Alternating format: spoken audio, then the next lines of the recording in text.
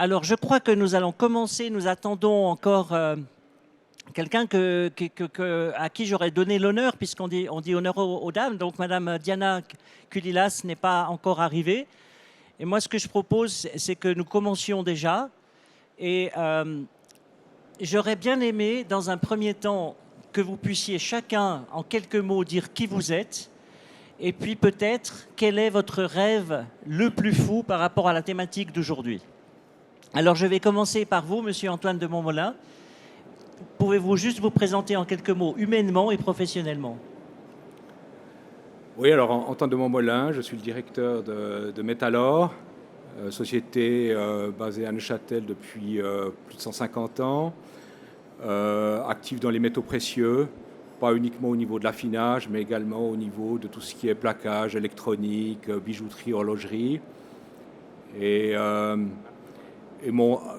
bien sûr, donc ça fait mon rêve ultime, et ça va faire plaisir à notre nouvel arrivant. Non, l'objectif quand même aussi de cette discussion que nous allons avoir aujourd'hui, c'est vraiment de sensibiliser le monde de l'horlogerie aux mines artisanales. Et je pense que là, c'est un débat qui va être intéressant. Et avec l'aide de Diana, on espère pouvoir convaincre un maximum d'intervenants de travailler dans ce domaine. Merci beaucoup, Monsieur de Montmolin. Alors, je résume pour Madame Kulilas. J'ai juste proposé à chacun de se présenter en quelques mots, personnellement et professionnellement. Je profite de dire que j'ai un petit panneau ici, que je devrais normalement être avec vous. Mais comme c'est une table ronde, je me suis dit que j'allais faire un peu la quadrature du cercle. Alors, welcome. Désolée encore. Désolée pour le retard. Diana Kulilas, Swiss Better Gold Association. La Swiss Better Gold, c'est une association à but non lucratif qui travaille avec les mineurs artisanaux et à petite échelle. Donc ce qu'on appelle en anglais les ASM. On en parlera tout à l'heure. Pourquoi ce choix? Pourquoi cet angle-là et pas un autre? Et de la traçabilité, l'importance de cette traçabilité dans ces chaînes de valeur. Merci bien. Je garde une petite question que j'ai posée avant que vous arriviez. Il faudra que vous puissiez exprimer aussi, après que les autres intervenants se soient présentés, un petit rêve que vous avez, un rêve utopique ou réel par rapport à la thématique qui nous occupe aujourd'hui. Je donne la parole à Monsieur Raphaël Broy. Raphaël, si vous pouvez vous présenter en quelques mots. Avec grand plaisir. Alors, mon nom est Raphaël Broy, je suis le patron de la société Panater. Donc, nous sommes un boîtier horloger principalement. Nous travaillons également dans le domaine du médical. Nous faisons beaucoup de private label et nous avons changé de métier ces 5 dernières années puisqu'en fait, nous avons eu le bonheur de pouvoir développer de nouveaux produits avec un four solaire qui sera bientôt installé dans notre région. Mon rêve, c'est de pouvoir créer un monde désirable pour les futures générations à venir. C'est un peu utopique, mais on va y venir. Alors, Monsieur Didier Terrola. Bonjour à toutes et à tous. Donc, mon nom est Didier Terrola, je suis conseiller en matière de développement durable et je représente ici la Fondation de la Haute Horlogerie avec qui je collabore. Et mon rêve ici, ce serait simplement que les clients, lorsqu'ils achètent toutes les créations que nous leur proposons, soient assurés qu'elles soient responsables, posent la question et qu'on soit capable de leur donner des réponses sur l'origine des pierres, des diamants et de l'or. Et malheureusement, on n'est pas encore là.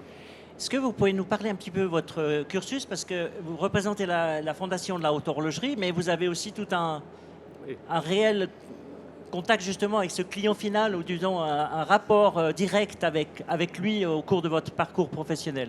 Oui, tout à fait. J'ai auparavant, avant de créer mon entreprise qui s'appelle Better Impact, j'ai travaillé pendant un peu plus de 20 ans dans le groupe Richemont, chez Piaget en particulier, où j'ai occupé différentes fonctions.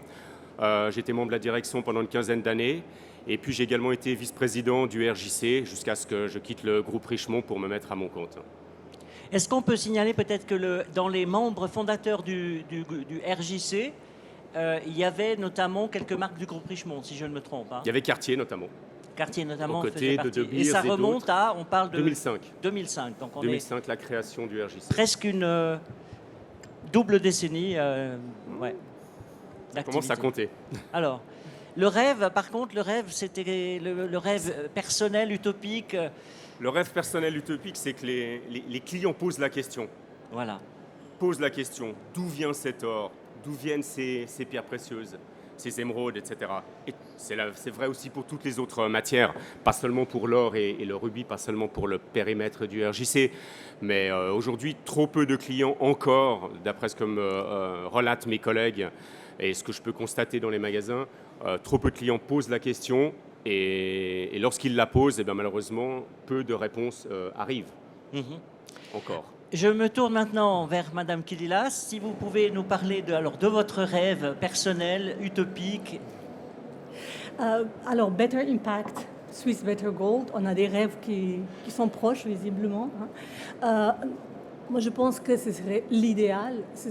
On parle du luxe, on parle d'un produit de luxe. Un produit, par définition, un produit des rêves, une aspiration.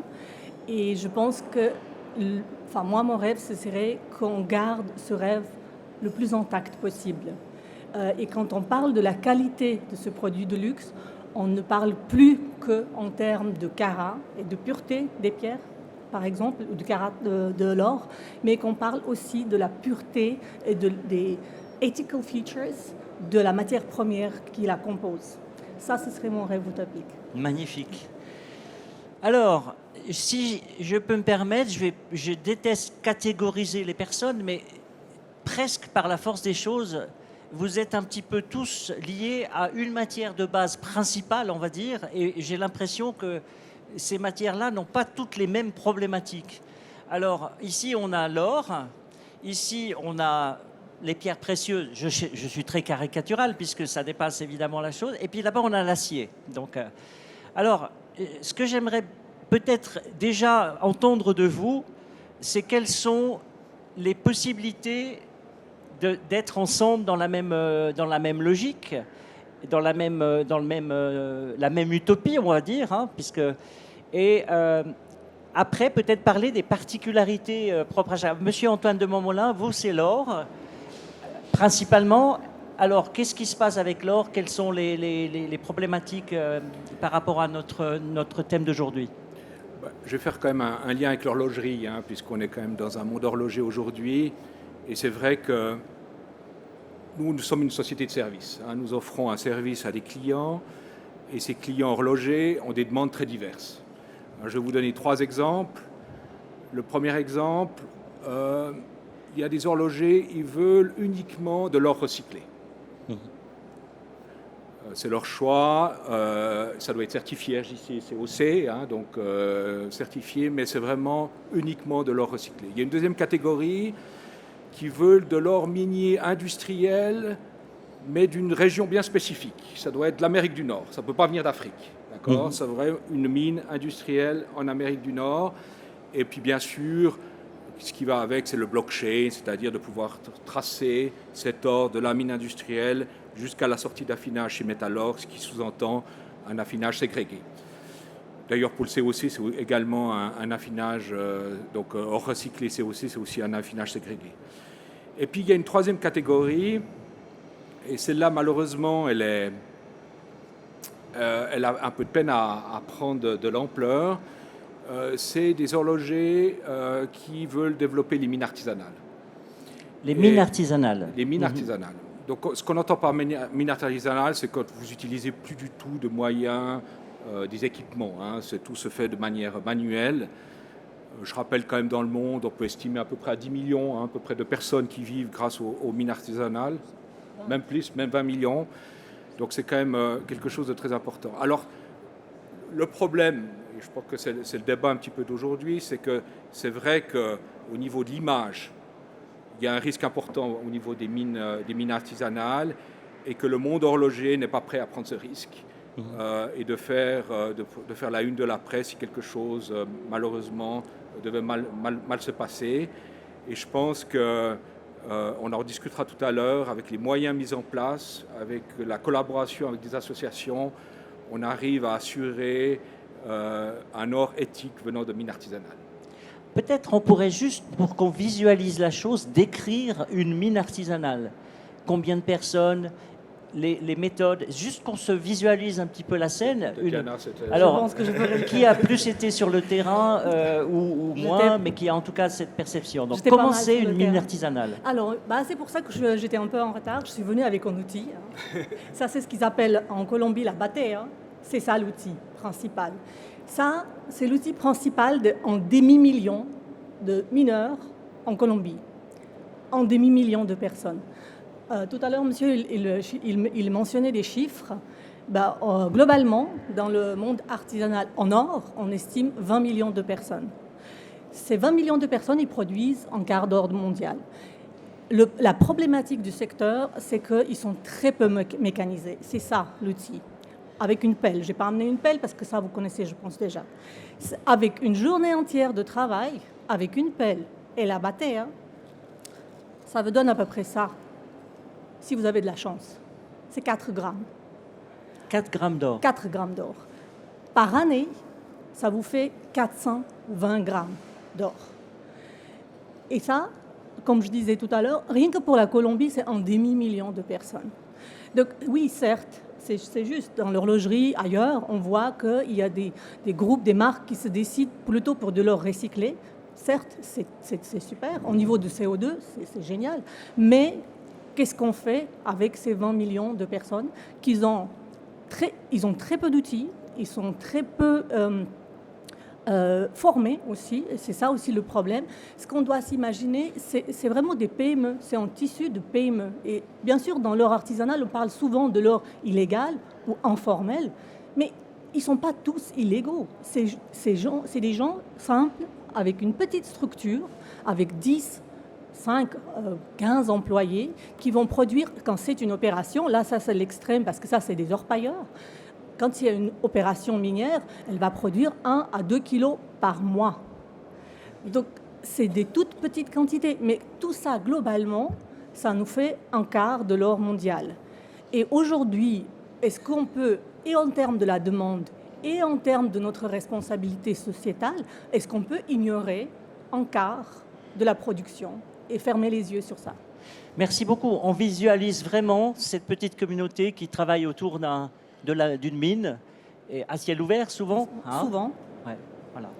Alors, on va se tourner maintenant vers peut-être l'extrême qui est plutôt la partie acier.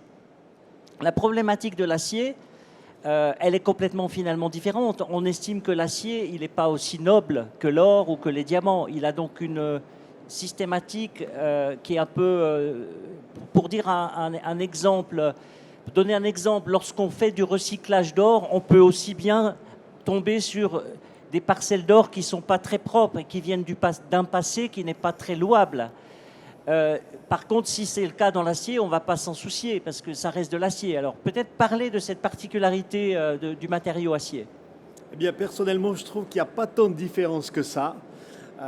Étant donné que les grands experts de ce monde nous prédisent que ces matières premières vont continuer à grimper de façon indéfinie, que les minerais, que ce soit l'or, que ce soit le nickel ou des composants de l'acier, des aciers qu'on utilise, ont quand même une durée de vie assez limitée. On a beaucoup parlé des énergies fossiles. C'est vrai que je ne sais pas ce qu'il en est de l'or, mais en tout cas, ce que je peux vous dire, c'est que dans mon métier, le nickel, on a des espérances de vie sur des filons qui auront encore des espérances de l'ordre d'aller entre 30 et 60 ans. Qu'est-ce qu'on va faire quand on aura plus de nickel ou que ce nickel aura pris le prix de l'or ? Ça, c'est vraiment mon interrogation du jour et c'est ma difficulté. C'est pour ça que chez Panater, on a pris vraiment le taureau par les cornes, si j'ose dire, et on s'est dit, on ne va pas attendre de ne plus avoir de minerais parce que ce n'est pas encore d'actualité. On va essayer d'anticiper et de trouver des solutions localement. Et si très, très rapidement et sans vouloir anticiper, vous avez trouvé votre propre minerai dans le Jura, en fait. On appelle ça l'or noir du Jura, comme vous l'avez dit à plusieurs reprises. Et c'est quoi cet or noir du Jura ? Et il est là. Alors, je n'ai pas le petit panier, mais il est beaucoup plus lourd. Donc, voilà le bébé de Panater. Donc, ça, vous avez dans les mains le premier lingot au monde qui est issu d'une production 100% recyclée sur 50 km². Donc, on s'est mis à 52 entreprises pour collecter nos copeaux, nos déchets derrière nos usines.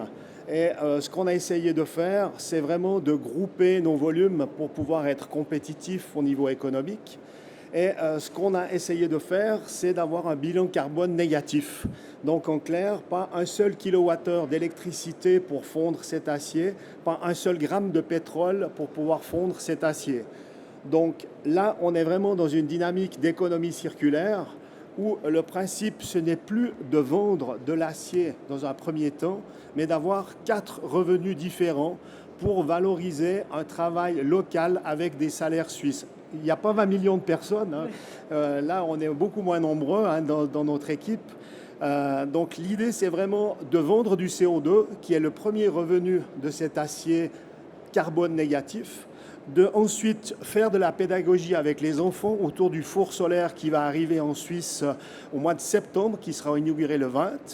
Et ensuite, septembre 2022. 22, oui, pardon. 2022. Pardon. Oui. Merci de me reprendre. Oui, non, attends, j'aimerais bien, mais voilà. J'avais loupé l'inauguration, là, j'étais inquiet. Et en fait, la découverte également, c'est des revenus qui sont liés à l'huile de coupe, donc l'huile de refroidissement qu'on utilise dans nos machines, qui représente 10% du poids de ces déchets qu'on a triés et qu'on revend aujourd'hui comme détergent. Donc le principe, c'est vraiment d'associer au prix de notre démarche locale des revenus complémentaires pour pouvoir être compétitifs sur le marché. Donc aujourd'hui, avec l'augmentation des matières premières, je le dis tout doucement parce que ça va peut-être passer très vite, on arrive à être meilleur marché dans ce domaine-là parce qu'on a un effet sur les matières premières. Est-ce que ça va continuer à monter ou pas? Personne ne peut le prédire. Comme vous avez des stocks, si je comprends bien, le prix est monté et du coup, vos stocks sont au prix du marché actuel, c'est ça? Oui, alors pendant le Covid, on avait moins à faire. On a profité de s'organiser pendant cette période-là, en effet. Alors, on va parler maintenant d'autres matériaux qui sont les matériaux précieux, les pierres précieuses. Et je suis désolé, je ne veux pas vous réduire à ça, donc peut-être exprès, n'allez pas dans mon sens et débordez un petit peu, s'il vous plaît, Monsieur Terola. Mais vous, c'est les diamants, les pierres précieuses, c'est le RJC. Alors voilà, quelles sont les problématiques par rapport à notre thématique d'aujourd'hui? Alors tout d'abord, le RJC s'adresse à la fois aux diamants, aux pierres précieuses, mais bien entendu aux métaux que sont l'or, le platine, le palladium, le rhodium et l'argent. Donc le périmètre du RJC est assez large. C'est un périmètre qui est amené à s'élargir parce que les problématiques de traçabilité, les enjeux réglementaires notamment autour de la provenance des matières premières, les enjeux liés, les risques d'image ou les risques d'affaires qui existent autour de l'approvisionnement en matières premières sont relativement similaires pour beaucoup de matières, bien que les circuits soient très différents. Donc, pour parler un petit peu de l'or, pour parler un petit peu des diamants et des pierres, je vous laisse l'or, vous êtes plus qualifié que moi là-dessus. C'est très différent. Le diamant est principalement extrait par des mines industrielles dont le RJC couvre via deux membres que je vais citer, c'est De Beers et Alrosa, couvrent 80% du diamant brut mondial. Donc c'est très structuré. Vous pouvez mettre en place dans des mines contrôlées par ces deux entreprises des pratiques qui soient des pratiques responsables. Et c'est d'ailleurs ce qu'elles ont fait en se certifiant selon le code des pratiques du RJC, donc le Responsible Jewelry Council. En ce qui concerne les pierres précieuses, autres que le diamant, je parle de rubis, de saphir, d'émeraude, qui sont pour l'instant dans le périmètre du RJC depuis maintenant 2 ans. La discussion est un petit peu différente. La manière, les circuits sont beaucoup plus opaques, ils évoluent très vite, il y a beaucoup plus de pratiques artisanales et là c'est le début maintenant, depuis 2 ans, pour le RJC dans ce domaine-là, d'essayer de mettre en place, d'amener des acteurs, des négociants et progressivement tous les acteurs de la chaîne à se certifier pour avoir de bonnes pratiques. Alors le RJC, c'était une intention au départ, c'est devenu un label, vraiment une sorte de stempel. Est-ce qu'il y a encore beaucoup de sociétés horlogères en Suisse dans notre bassin ou joaillières qui ne sont pas membres du RJC? Et peut-être expliquez-nous qu'on comprenne concrètement, il faut quoi pour être membre du RJC? Alors, pour être membre du RJC, il faut techniquement remplir un formulaire et l'envoyer au RJC et payer une cotisation. Voilà, c'est aussi simple que cela. Mais ça n'amène pas grand-chose, ça n'apporte pas grand-chose. Donc aujourd'hui, il faut savoir que dans le monde, il y a à peu près 1500 entreprises membres du RJC.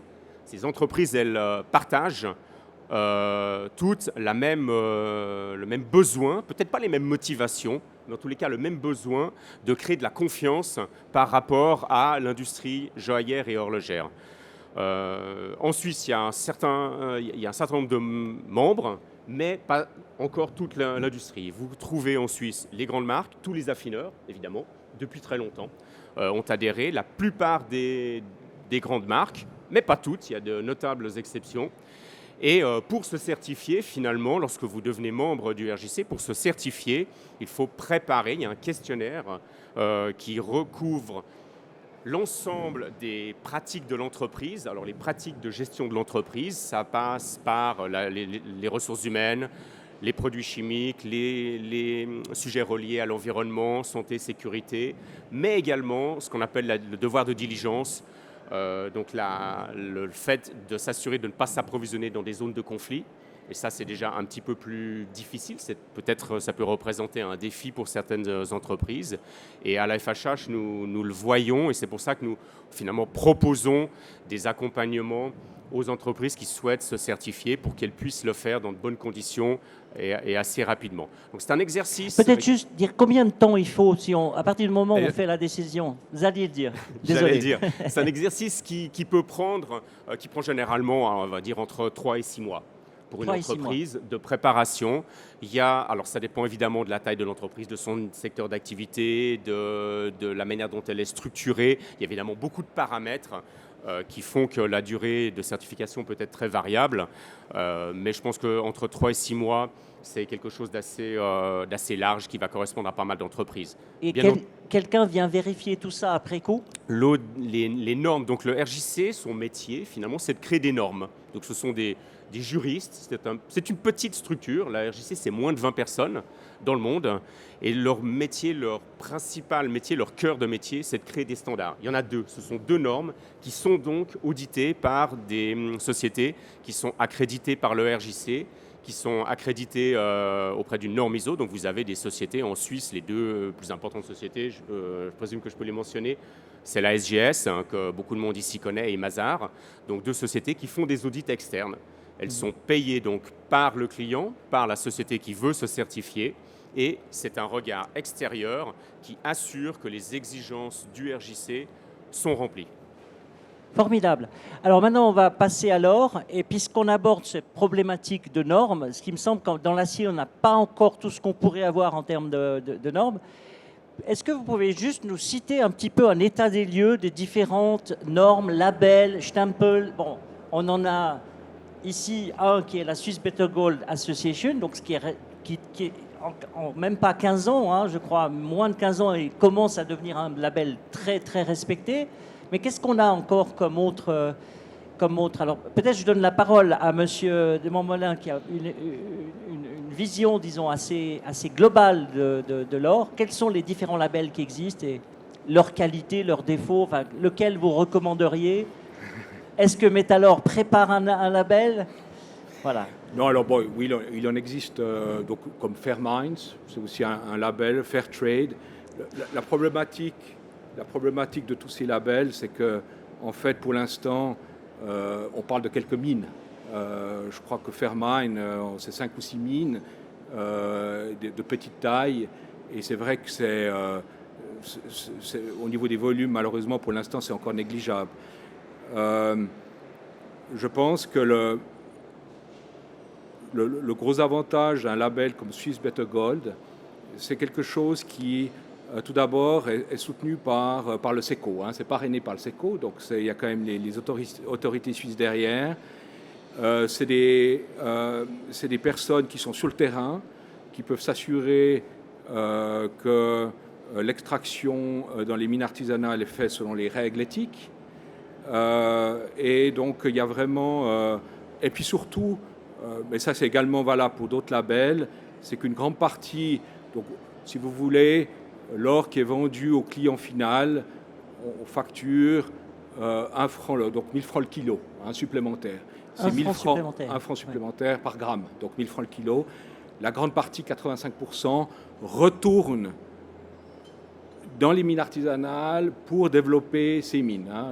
Diana en parlera mieux que moi, mais c'est vraiment donc une participation de tous les acteurs de la chaîne pour améliorer la situation des mines artisanales.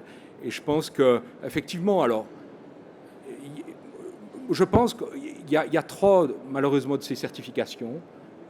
Je pense qu'on a intérêt à regrouper nos forces et puis surtout avoir comme objectif qu'on arrive à avoir des volumes beaucoup plus importants au niveau des mines artisanales. Parce que c'est vrai que si on prend l'exemple du Swiss Better Gold, avec qui nous travaillons dans une mine qui s'appelle Yanakiwa, Chalawan, il y a à peu près 300 mines artisanales également aux alentours. Ça représente à peu près 1,5 tonne par année.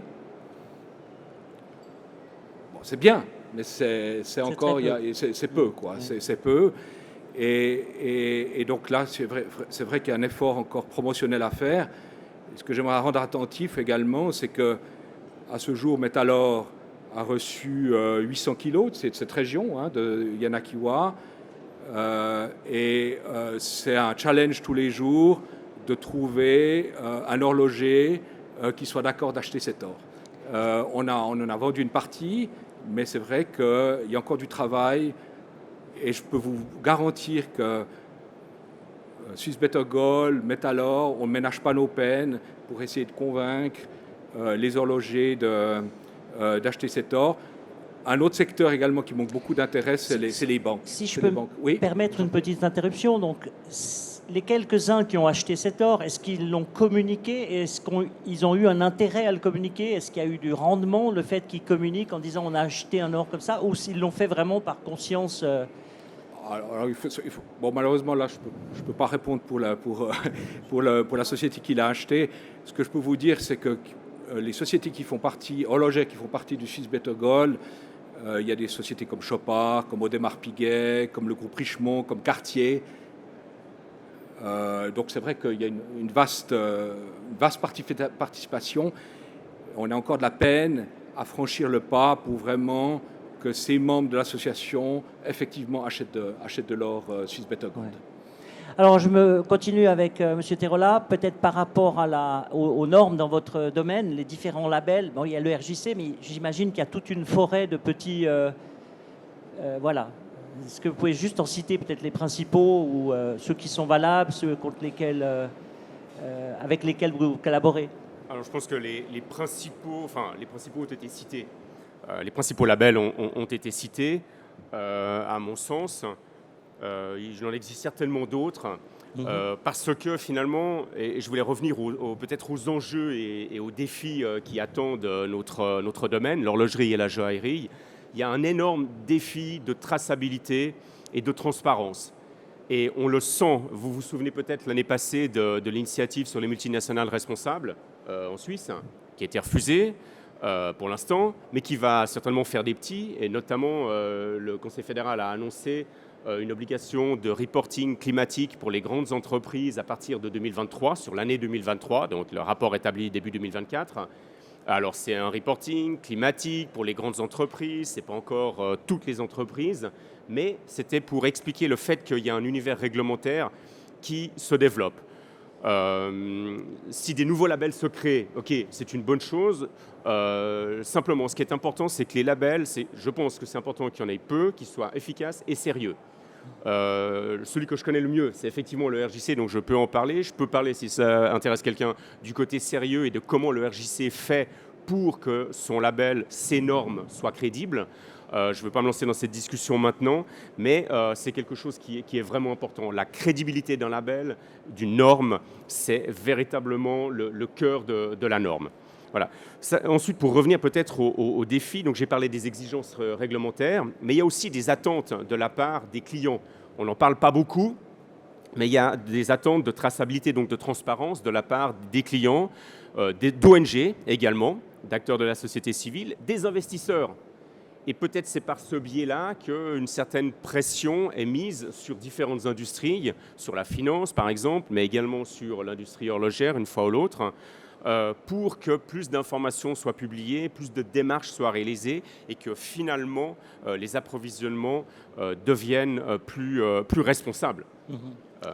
Alors, oui, bien sûr, Monsieur de Montmollin. Je peux me permettre, vous avez souligné l'importance de la traçabilité. Nous avons développé avec l'Université de Lausanne un système, pour résumer, c'est une sorte d'ADN de l'or. Hein. C'est un Geoforensic Passport, c'est-à-dire que quand on reçoit un déchet doré justement de la région de Yanakiwa, on va pouvoir analyser à peu près 20 éléments chimiques, y compris les éléments délétères, hein, ça peut être du zinc, du fer, l'arsenic, etc. Et ces éléments qui sont analysés, après, sont rentrés dans un système, un logiciel mathématique qui va analyser 9 à 12 dimensions. En résumé, on peut garantir que l'or qui vient de la région de Yanakiwa vient bien de cette région et qui ne peut pas être mélangé à d'autres régions du Pérou. Typiquement, vous savez qu'il y a des régions comme Madre del Dios ou Rinconada qui posent problème. Avec ce système, nous pouvons garantir au client final que l'or qu'il a acheté vient bien de ces mines artisanales. Et ceci a été développé avec l'Université de Lausanne. Bien sûr, ça a demandé beaucoup de recherche, beaucoup de travail, parce qu'il a fallu créer une base de données sur 5-10 ans pour pouvoir toujours comparer le doré reçu de la mine par rapport à notre base de données. Et s'il y a des déviations, on pourra immédiatement le constater et réagir auprès de la mine pour comprendre pourquoi il y a ces déviations. Donc c'est vrai que c'est un élément, et je rebondis là-dessus, c'est quand même un élément pour l'horlogerie en général, un élément supplémentaire. Ça va au-delà de la certification, c'est scientifique.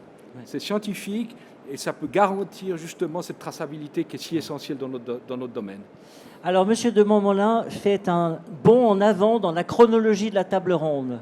C'est-à-dire que j'avais prévu qu'on aborde cette problématique de la science au service et vous entrez dedans, donc je vais devoir continuer là, dans cette direction et peut-être revenir après à la partie... alors, prenons, vous, Monsieur Broye, dans quelle mesure la science est devenue utile par rapport au projet de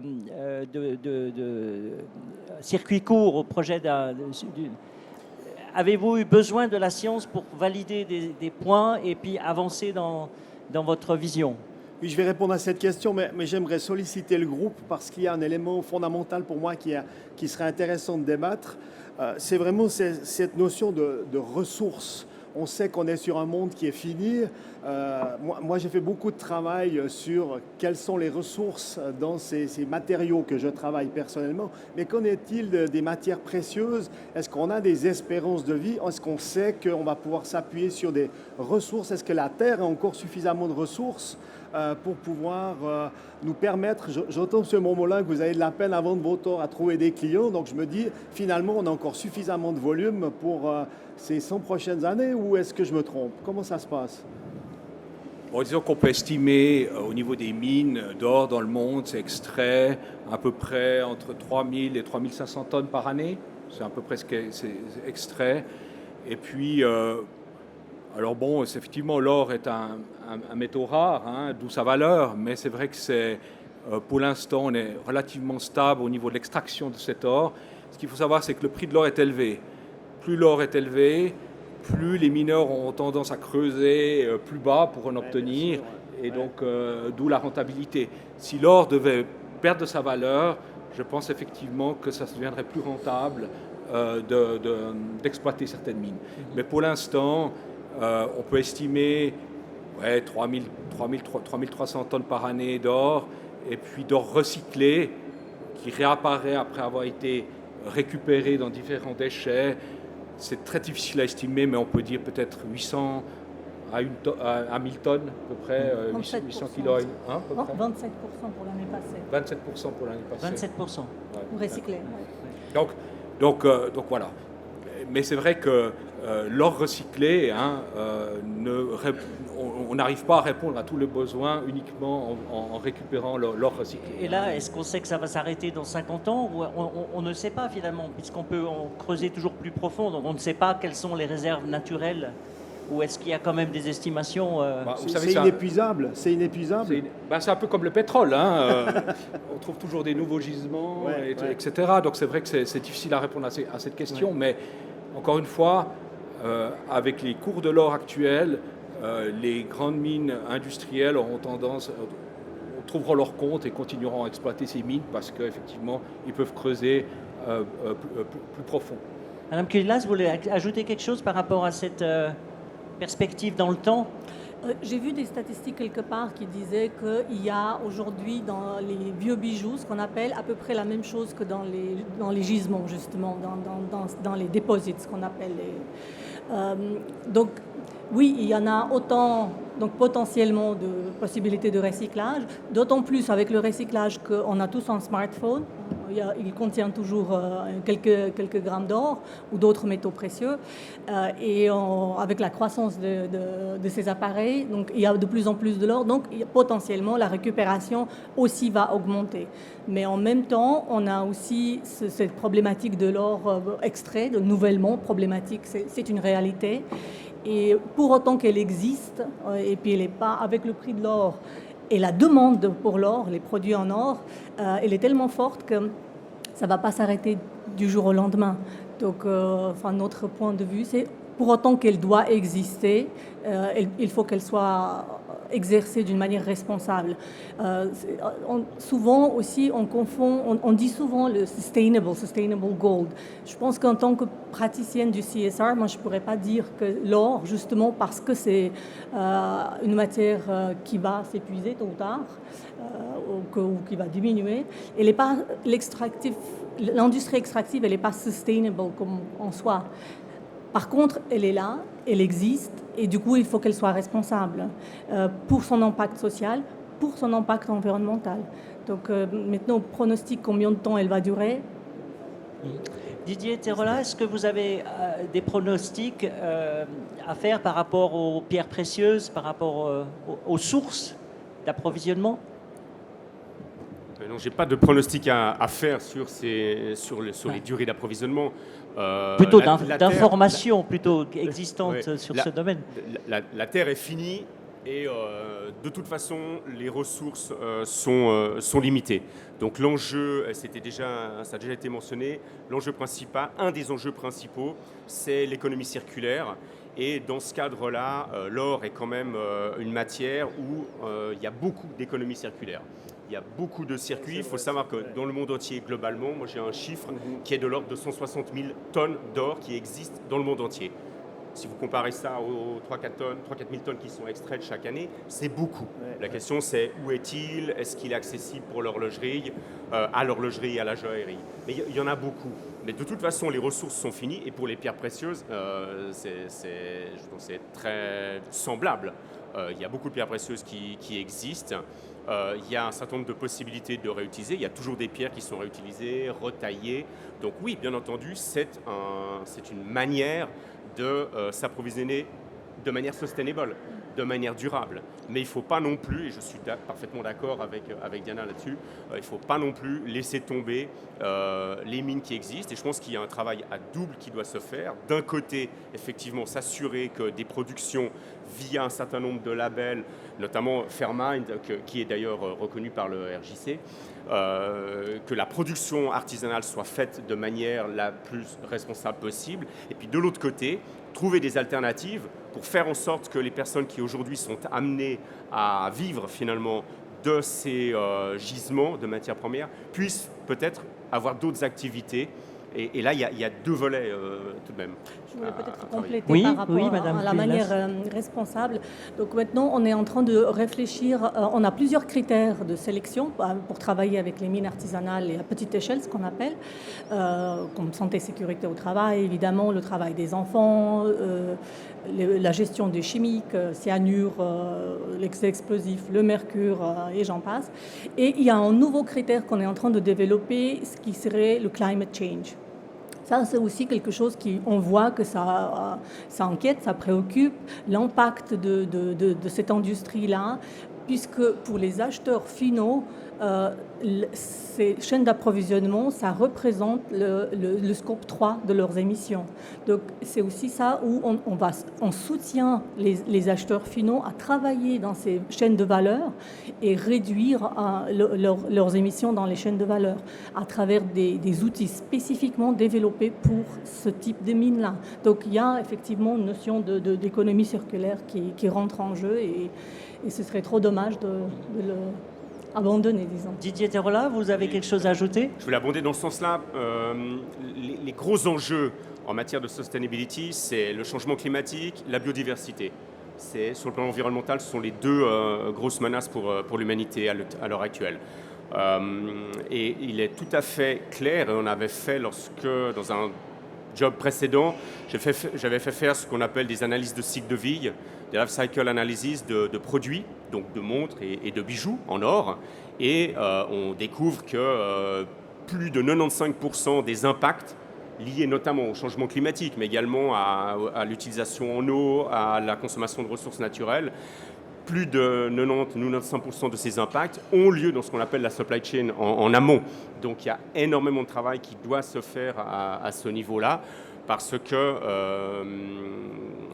certaines entreprises qui seraient enclines à mesurer leur impact sur le changement climatique sur leurs opérations, finalement ignorent énormément d'autres impacts en amont et en aval aussi d'ailleurs dans la distribution et la vente des produits. Peut-être juste une petite parenthèse concernant les pierres précieuses. Le phénomène du recyclage, il est pas perceptible. On ne peut pas recycler un diamant, ou c'est possible quand même. Vous parliez tout à l'heure de retailler des pierres, mais est-ce qu'il y a vraiment, comparé aux autres matériaux plus distincts autour de cette table, est-ce qu'on peut dire qu'il y a du diamant recyclé? Il y a certainement du diamant recyclé parce que bien que le diamant soit une matière extrêmement dure, extrêmement résistante, lorsqu'il est porté, il y a quand même des marques. Lorsqu'il est porté, lorsqu'il est serti, desserti, etc., il peut y avoir des risques. Donc un diamant peut être, selon sa dimension, retaillé. Je pense que dans la salle, j'espère que dans la salle, il y aura un diamantaire qui pourrait confirmer ou élaborer un petit peu là-dessus.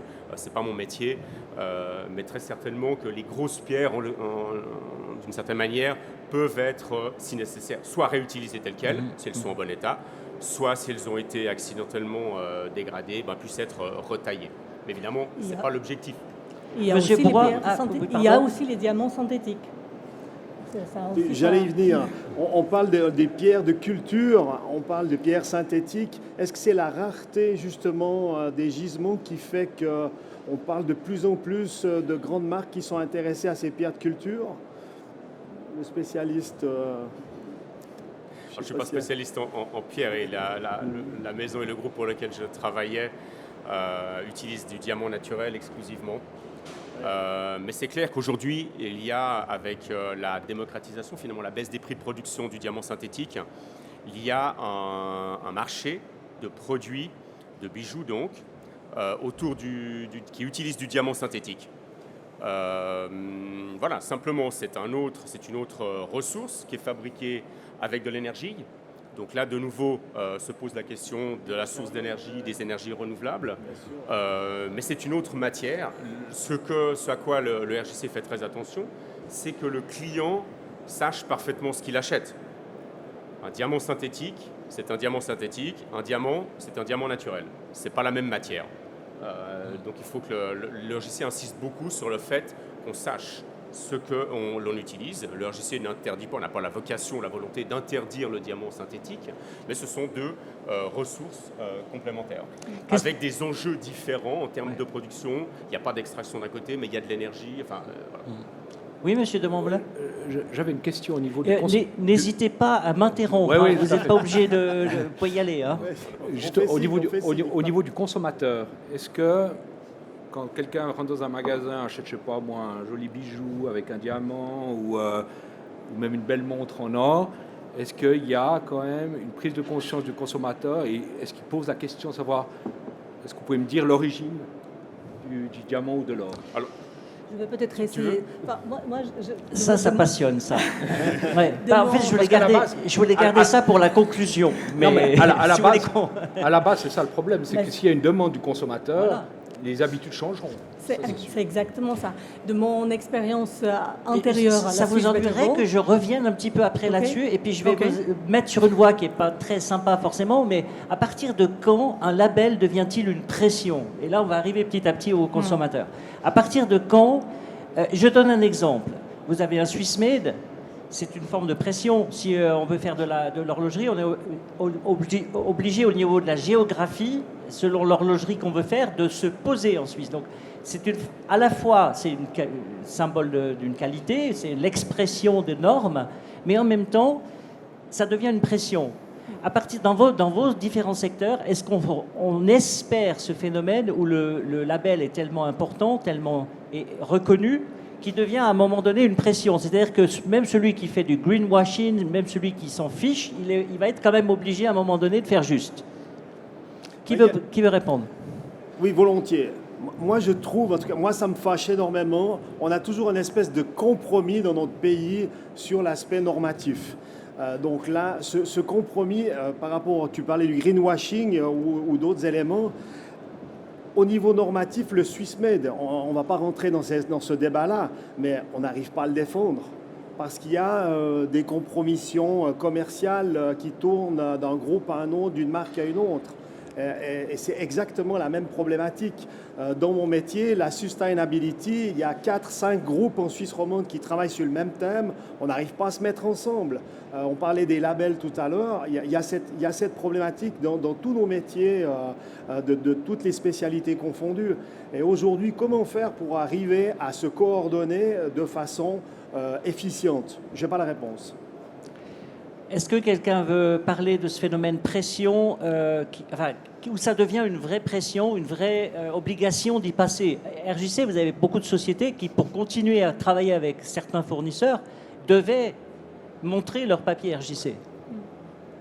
Il y a peut-être deux axes, deux angles dans ma réponse. Le premier, c'est qu'il est vrai que depuis passablement d'années, et je l'ai vécu, depuis passablement d'années, les marques, les maisons ont tendance à demander, à souhaiter ou à exiger que leurs fournisseurs soient certifiés RJC.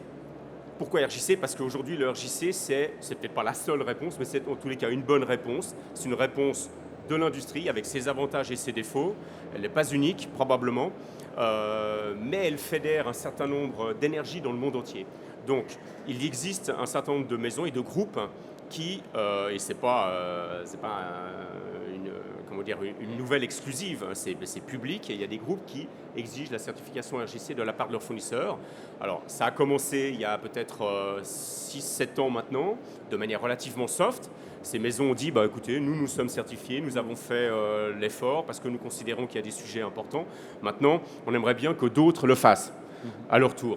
Et ce message d'encouragement initial, peut-être en 2015, est devenu, depuis quelques années maintenant, depuis en tous les cas 2018, un message très clair de « il faut se certifier ». Donc il y a une certaine forme d'obligation, qui n'est pas une obligation réglementaire, mais une obligation commerciale, on va dire, du ressort du droit privé, du droit commercial entre un client et son fournisseur.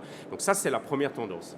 La deuxième tendance, et le deuxième élément de réponse, c'est qu'en termes de pression, il y a une pression réglementaire qui augmente. On le voit, l'Europe travaille sur l'Europe n'est pas la seule, mais il y a des tas de nouvelles lois en développement au niveau de l'Europe, mais aux États-Unis, au Japon, en Australie et même en Suisse, sur des exigences qui sont alors soit des exigences de reporting, soit des exigences de due diligence. Et donc la due diligence, le devoir de diligence, le fait de s'assurer que nos approvisionnements ne viennent pas de zones de conflit ou ne contribuent pas à des conflits, à du financement de conflits et à des atteintes aux violations des droits humains. Donc ces règlements-là, cette pression, elle augmente très clairement. Et la troisième source de pression devrait venir des clients. J'ai compris qu'on va en parler tout à l'heure. Mais c'est quand même très important. On ne va pas arriver à terminer là-dessus parce que finalement, c'est le sujet magnifique. C'est-à-dire, c'est de se dire qu'à un moment donné, si on arrive à l'équation qu'une matière éthique coûte le même prix qu'une matière non éthique et en plus de ça est demandée par le client, voilà, il y avait aussi cette notion du prix et puis de la pression que peut exercer le client. On va y venir peut-être, mais je voulais encore un petit peu terminer, continuer sur la partie de la science qui vient aider. Alors vous avez parlé de cette, vous pouvez peut-être encore juste réexpliquer cette histoire d'ADN. Est-ce qu'on peut imaginer ça dans d'autres matières? Est-ce que ça a du sens de l'imaginer dans d'autres matières ou pas? Mais par exemple, cet ADN de l'or, il ne touche pas l'or recyclé, on est d'accord. Il touche l'or des mines. Alors, évidemment, il y a certaines limitations. Hein. C'est vrai que ça nous permet d'analyser le doré minier de manière scientifique. Ça ne coûte pas très cher. Hein. Vous avez besoin d'une XRF, un fluorescence X. Donc, ce n'est pas quelque chose qui est exorbitant comme coût. Ça peut donc facilement être mis en place. Mais c'est clair que ça doit aller de la mine ou d'une région minière à l'affineur, qu'on puisse l'analyser. Si ça passe par des intermédiaires, si c'est préaffiné, du coup là, effectivement, ça perd sa composition chimique et donc on n'arrive plus à l'analyser. Donc c'est vrai que ça ne peut pas fonctionner pour de l'or recyclé, hein, ça c'est clair. Ça peut fonctionner uniquement si vraiment on va de la région minière à l'affineur et c'est directement contrôlé à l'affinage. On peut garantir que l'or qui est affiné vient bien de cette région. Mais il y a d'autres solutions qui existent aussi. Par exemple, on parlait des pierres de couleur pour les émeraudes. Un système de déposition de nanoparticules sur les émeraudes, ça a été développé par Gublin. Et les nanoparticules ils sont déposées sur la pierre brute. Et ensuite, au polissage, ces particules-là, elles ne disparaissent pas. Donc, vous avez une traçabilité de la mine, effectivement, jusqu'à le retailer. Donc, ça, c'est aussi, voilà, ça se développe et je pense qu'il faut aussi continuer à chercher les solutions. Et juste avant, pardon, oui. Il y a une précision sur ce sujet-là, puisqu'on a le droit de vous interrompre. Vous avez bien fait. J'en profite. Il y a également des initiatives qui sont prises dans le domaine du diamant. Alors, il y a notamment De Beers qui a mis en place, qui a lancé, ça doit faire 2 ans maintenant, une initiative qui s'appelle Tracker, qui permet de la traçabilité de diamants. Et puis, il y a récemment, cet été, Alrosa qui a lancé également une initiative sur le marquage par des nanotechnologies de diamants dans la structure même atomique du diamant. Donc, de manière inaltérable et infalsifiable. Et juste avant la table ronde, j'ai fait la connaissance de personnes qui ont justement un système de traçabilité aussi par rapport au saphir. Hein. Monsieur Faliz, c'est ça. Ouais. Vous pouvez juste prendre le micro qui est derrière vous et peut-être, est-ce que, voilà, une donnée technique supplémentaire qui s'est invitée tout de suite avant la conférence, et peut-être qu'il y a quelque chose de très, très sympa dans votre technologie. Oui, merci. J'aimerais bien donc rebondir sur l'ADN de l'or. Nous faisons l'ADN du saphir, une société scientifique visuelle. Tout le monde a ici une pièce de saphir sur lui. C'est du saphir synthétique qui forme le couvercle de votre montre. Alors, on parlait de traçabilité, durabilité. Nous parvenons à tracer exactement d'où vient le saphir parce qu'on analyse les ingots bruts des saphirs qui sont soit faits en Suisse par méthode de Verneuil ou qui peuvent venir d'Asie. Et on parle du saphir synthétique, là. Saphir synthétique, qui a d'ailleurs une meilleure qualité que le saphir naturel. Hein, c'est des matériaux complètement différents et qui sont suffisamment grands pour faire le couvercle de montre. Et nous parvenons à voir avec une image 3D exactement les inclusions et la qualité de saphir et de faire cette traçabilité, d'où il a été produit, jusqu'où il a été manufacturé. Voilà, alors là, ça met presque en jeu aussi la problématique du Swissmade, parce que j'imagine quelqu'un qui veut un Swissmade jusqu'au boutiste, il voudra que son saphir vienne de Suisse aussi, peut-être une question que je pose à propos de ce Swissmade. Est-ce que dans vos différents domaines, la notion Swissmade peut être également une plus-value sur le produit final quand on fait de l'or, par exemple? Alors, c'est une excellente question. On a un système en Suisse qui est unique au monde. On a ce qu'on appelle des essayeurs jurés. Donc en fait, quand on reçoit un déchet qui vient de mine, de l'horlogerie ou quoi que ce soit, donc ce déchet va être homogénéisé. On va prendre un échantillon et basé sur on va analyser cet échantillon. Et les personnes qui analysent cet échantillon, c'est des gens qui dépendent des douanes suisses. Ils sont salariés de Metalor, mais ils dépendent des douanes suisses, ils ont un serment vis-à-vis des douanes suisses, et ils garantissent le titrage de la matière reçue. Hein. Alors, il peut y avoir de l'or, l'argent, platine, palladium, tous les métaux précieux. Et donc, c'est vrai que c'est un système unique. C'est, si vous voulez, des personnes indépendantes qui certifient le titrage du déchet reçu. Et ça, c'est une garantie, c'est exceptionnel comme système parce que ça garantit aux fournisseurs de métaux précieux, à nos clients, une certitude que ce qu'on leur paye comme métaux précieux dans le déchet est correct. Et ça n'existe pas dans d'autres... C'est unique en Suisse. Unique en Suisse. Et c'est pour ça que d'ailleurs l'affinage en Suisse n'a pas simplement de succès, parce que vous savez qu'on a donc Metalor à Neuchâtel, mais il y en a encore 3 au Tessin. Au Tessin, oui. Et c'est vrai que...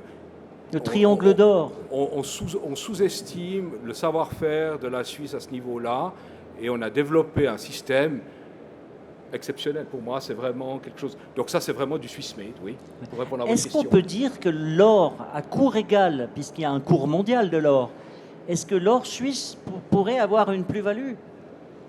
Alors, indirectement, oui. Pourquoi? Parce que qu'est-ce qui se passe? C'est que les gens qui ont des déchets à envoyer, ils veulent être sûrs d'être payés le juste prix pour les déchets qu'ils envoient. Donc c'est vrai que leur offrir cette garantie avec le système de CRJURE assermenté par les douanes, ça apporte une plus-value. Indirectement, oui. Je vais peut-être aussi rajouter, nous, ce qu'on voit dans les mines, c'est souvent les mineurs, évidemment, ils sont exposés à d'autres acheteurs du monde entier. Mais souvent, quand on présente l'initiative, ils disent « nous, on voudrait bien travailler avec les Suisses. On connaît leur rigueur, leur ponctualité, la fiabilité des Suisses. On aime travailler avec les Suisses. » Donc, ça fait plaisir aussi d'entendre. Voilà. Est-ce qu'on peut parler d'un acier Swiss made qui soit plus cher que l'acier normal ou... Moi, je rêverais d'être à la place de M. Montmolin. C'est vrai que d'avoir un organisme neutre qui permet d'avoir au sein de l'entreprise un système de contrôle, ça serait absolument génial pour le faire dans l'acier. C'est vrai que nous, on a dû vraiment faire la preuve de notre bonne foi avec des experts extérieurs, de mandater vraiment toute une série de spécialistes à l'extérieur du groupe des 52 entreprises qui avons décidé de faire le pas sur cet acier recyclé. Et on a dû le faire avec nos propres deniers. Donc on doit vraiment créer une langue, on a créé vraiment une façon de faire qui est complètement à inventer. Donc on est très inspiré par ce qui se passe dans RJC avec l'or. Alors est-ce qu'on peut dire qu'il y a un besoin, je donne un exemple, quand on dit qu'une montre est étanche, on ne peut l'écrire sur un craton que si on a fait valider par un laboratoire accrédité, tout simplement parce qu'on ne peut pas mettre la vie d'un plongeur en danger. Donc, est-ce qu'on peut imaginer que tout ce nouveau vocabulaire recyclable, circuit court, est-ce qu'on peut, à un moment donné, imaginer que quelqu'un va contrôler ça au niveau d'une norme? Bon, il y a les normes ISO, mais je veux dire, l'horlogerie a-t-elle des pulsions, des envies de faire quelque chose dans ce domaine? Malheureusement pas. Malheureusement pas. Et je pas encore ou pas? Pas encore. En tout cas, je me débat pour que la Fédération horlogère, qui est quand même notre organe fêtier, puisse créer ce langage, créer tout ce qui touche à l'éco-composant, à tout ce qui touche justement à cette notion de traçabilité. On n'a pas de mots pour définir qu'est-ce qui est vert, qu'est-ce qui ne l'est pas, qu'est-ce qui est éco-compatible, qu'est-ce qui ne l'est pas. Donc il y a vraiment du travail à faire. Tout est à inventer. Et puis vous parlez d'autres matériaux là, mais on m'a dit que vous faisiez des expériences avec des fenouilles. Oui, absolument. Donc, on crée des... Peut-être juste nous raconter un petit peu ce que... Oui, on crée des bracelets. Alors ça, c'est en aparté parce qu'on a décidé de faire une montre entièrement recyclée. Donc, on utilise de la pomme, du fenouil qu'on collecte chez les maraîchers entre Bienne et Morat. Donc, on va rechercher leur chute. Mais on a un matériau de prédilection, c'est en fait le contenu de vos sacs poubelles. Donc on s'est mis en tête chez Panater de trier vos contenus de sacs poubelles à la sortie des cheminées d'incinération. Et aujourd'hui, on a créé un substitut du cuivre et du laiton avec simplement les émulsions des fumées qui étaient rejetées dans l'air. Donc voilà. Je peux vous citer 40 matériaux qui sont tout aussi exotiques que celui du contenu de vos sacs poubelles. On a un univers dans l'économie circulaire qui est en train de se créer. Et encore une fois, on a été très inspiré par ce qu'a fait RJC et par ce qu'a fait les gens qui viennent de l'or, parce que tout est encore à faire dans des matériaux qui sont moins nobles. Je reprends ce que tu as dit, mais j'ai de la peine à dire. Je pensais noblesse, mais aussi on parlait du cuir, où le problème, finalement, on n'a personne qui représente le cuir ce matin. Ou peut-être, oui, le RJC, enfin la Fondation, vous êtes quand même vachement concerné, si je peux me permettre, par le cuir. Le RJC n'incorpore pas dans son périmètre aujourd'hui le cuir. Ça ne veut pas dire qu'il n'y a pas d'enjeu autour du cuir. La problématique du RJC, c'est que ce n'est pas une grosse structure, bien que certains de ses membres soient extrêmement renommés, extrêmement puissants en tant que société. Il a fallu commencer quelque part. Le RJC a commencé avec l'or et ensuite les pierres, et je pense que ça va continuer. Le périmètre va augmenter. Donc pourquoi pas, une fois ou l'autre, quelque chose sur les cuirs, parce qu'évidemment, il y a de l'enjeu. Les cuirs proviennent pour certains d'animaux, d'élevage, ou pas, ou sauvages. Et on se rappelle d'un certain nombre de nouvelles qui sont apparues il y a pas mal d'années, avec même des images assez choquantes sur des brasses TQ fabriquées à partir de serpents. Et donc c'est clairement, il y a des enjeux. Et si le RJC manifeste la volonté de se développer, la FHH va, comme elle le fait pour l'or et les pierres précieuses, va certainement appuyer ces démarches et encourager et aider les entreprises à se faire certifier, c'est-à-dire à mettre en place de bonnes pratiques pour respecter ces normes. Mmh. Voilà, on arrive petit à petit, si on part de l'idée que tous ceux qui sont là n'ont pas la langue dans leur poche et ont envie de participer et à poser quelques questions, je compte sur vous. Par contre, je n'hésiterai pas à vous interrompre si la question est plus longue que risque d'être plus longue que la réponse. Je vous avertis d'avance. Alors, moi, j'aimerais juste qu'on termine maintenant, peut-être juste sur cette technologie extraordinaire d'ADN. Est-ce que vous pourriez la vendre à l'acier et au diamant, par exemple? Est-ce que c'est compatible à d'autres matières ou ça concerne principalement l'or? Et après, on va terminer avec la notion du client final. Comment est-ce qu'on va faire, nous, aussi petits que nous sommes, ou aussi grands, pour faire qu'à un moment donné, ce soit le client qui nous mette la pression? Non, je pense que malheureusement, je ne pense pas que c'est applicable à d'autres métaux que l'or. Probablement oui, avec du palladium, platinum, en fait les métaux précieux. Mais je pense pas. Mais pas le diamant, par exemple. Je pense. Enfin, je suis pas spécialiste du diamant, je peux pas vous répondre à cette question, mais je pense pas. Non. Oui. Non. Voilà. Ok. Alors peut-être qu'on va juste se dire, avant les questions, peut-être, on essaie juste maintenant de se poser la question. Est-ce que tout le monde est d'accord avec les nuances que vous pouvez apporter, qu'à un moment donné, ça doit être le client final qui arrive et qui dit « moi je veux ça ». Et sous-entendu, comment est-ce qu'on fait pour y arriver? Est-ce que c'est qu'un travail de communicant? Est-ce que c'est que de la communication? Ou est-ce que, en montrant l'exemple et puis en le faisant savoir, enfin voilà, quels sont un peu vos rêves, un peu votre sentiment de faire quelque chose et que ça avance, quoi? Je me lance. Je pense qu'il y a tous les moyens sont bons. S'il y a des marques pionnières qui utilisent des matières premières responsables, et qu'elles en parlent, elles donnent envie aussi à leur clientèle. Et il y a aussi les ONG, la société civile qui nous garde toujours en alerte aussi par rapport aux violations qui pourraient arriver dans ces chaînes d'approvisionnement. Et évidemment le client final. Je vais citer Coluche. Il disait, semble-t-il, qu'on a tous le cœur à gauche, mais on porte le porte-monnaie à droite. Donc, tant que le client final, il va dans un retail outlet et il achète une paire de jeans à $6 et il pense que tout va bien et que ces $6, ça couvre des salaires dignes, des conditions de travail correctes, tout ce qui enveloppe cette chaîne de fabrication, on a un problème.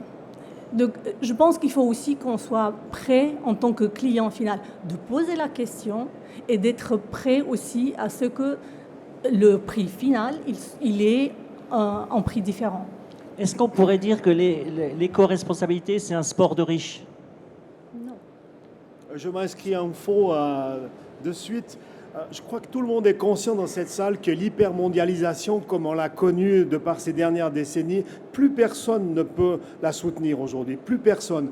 On n'a pas envie pour nos enfants, nos petits-enfants, qu'ils aient des salaires à 350 francs suisses le mois. Personne n'a envie de ça. Donc aujourd'hui, ce que vous dites, c'est absolument vrai. Il faut prendre cette conscience à deux mains et vraiment porter ce message chacun de notre côté pour faire avancer les choses. Complètement utopique.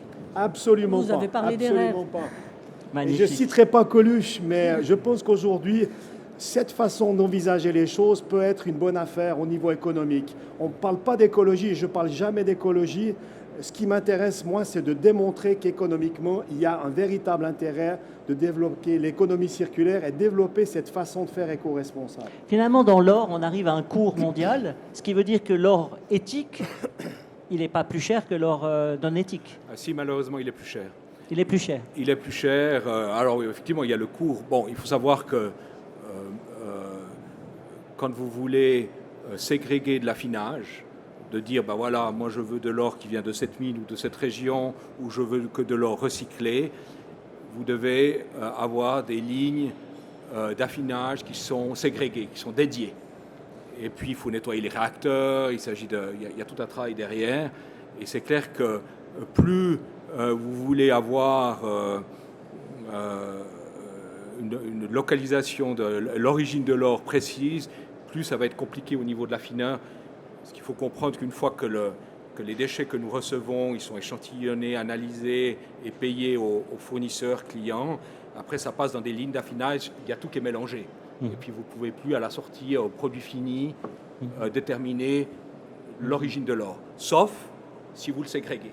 Et c'est ce qu'on fait pour l'or COC, c'est ce qu'on fait pour l'or du Swiss Better Gold, pour d'autres mines.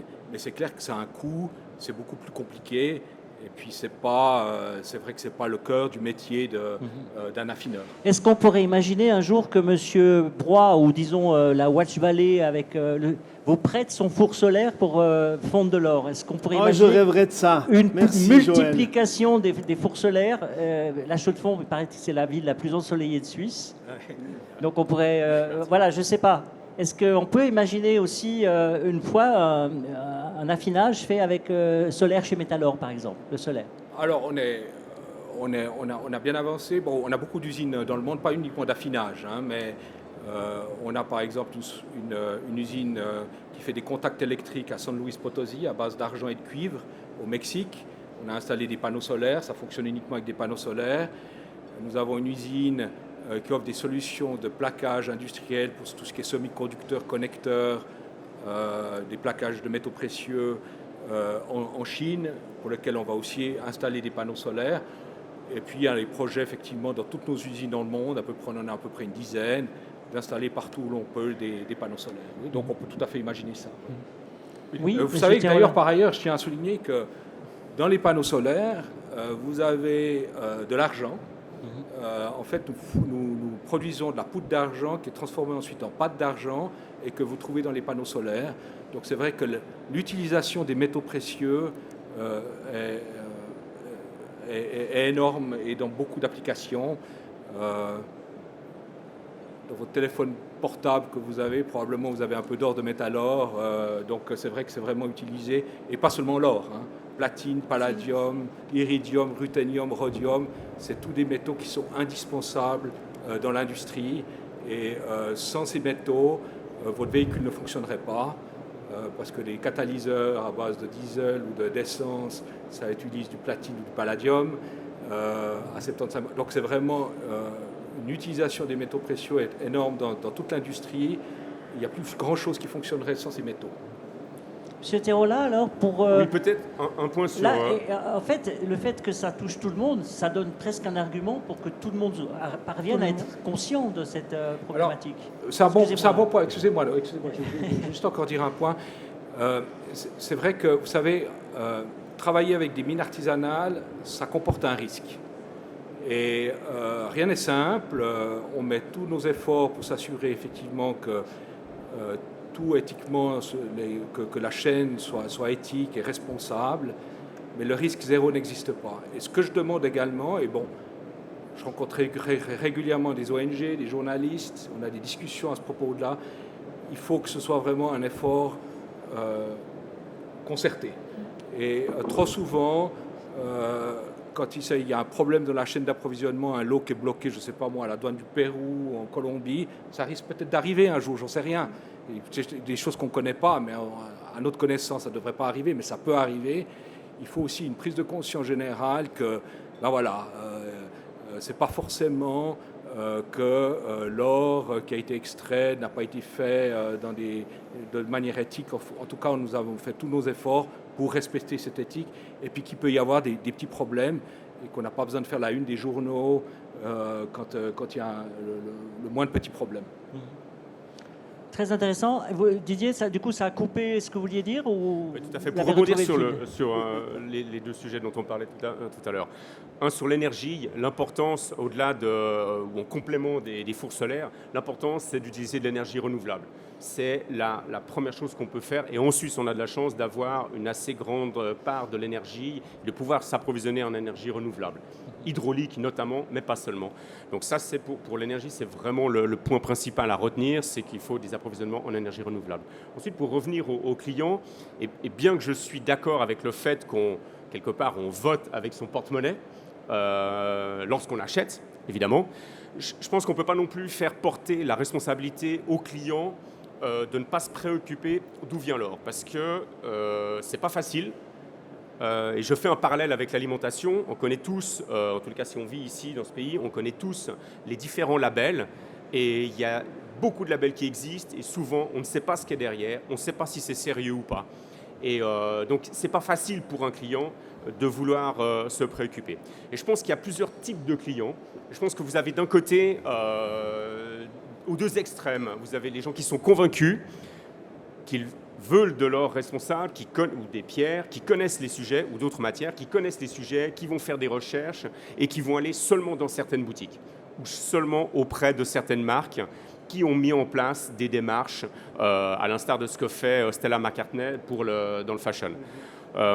Ceux-là, je ne suis pas sûr qu'ils aillent visiter les joailliers ou horlogers traditionnels, mais en tous les cas, ils ont fait leur démarche. À l'inverse, vous avez ceux qui sont absolument pas sensibles. Bon, ok.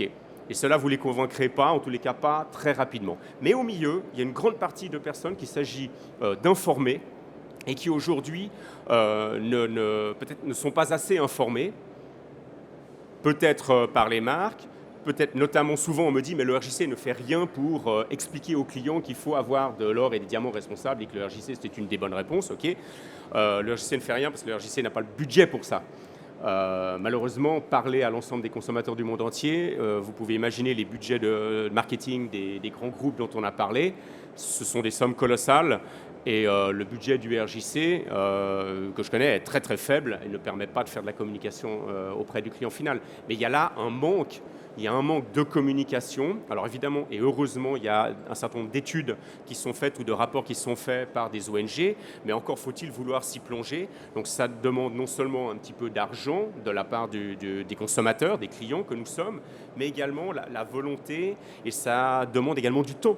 Ça demande une certaine éducation pour comprendre et il n'y a pas de solution toute faite aujourd'hui, malheureusement, qui permettent d'aller expliquer très facilement aux clients. Et je ne parle pas encore des démarches de greenwashing d'un certain nombre d'acteurs dans notre domaine et dans d'autres d'ailleurs, dans la mode ou dans l'alimentation, où il y a des pratiques de greenwashing qui sont avérées. Et donc c'est très difficile un client qui entendrait, qui poserait la question d'où vient mon or, mes diamants, etc. Et sont-ils responsables, n'ont-ils pas contribué à différentes atteintes aux droits de l'homme et à l'environnement? et qui se verrait offrir une réponse qui soit du greenwashing, pour être capable de déterminer que c'est du greenwashing, c'est très difficile. Donc c'est là qu'une norme, et c'est le point que je voulais faire, c'est là qu'une norme, Fairman, GBA, RJC ou peut-être d'autres, est important parce que ça donne une garantie. C'est comme une marque, il y a un engagement derrière et il y a des preuves qui peuvent être faites du caractère, de la crédibilité de la norme. Mais il faut faciliter la vie des clients.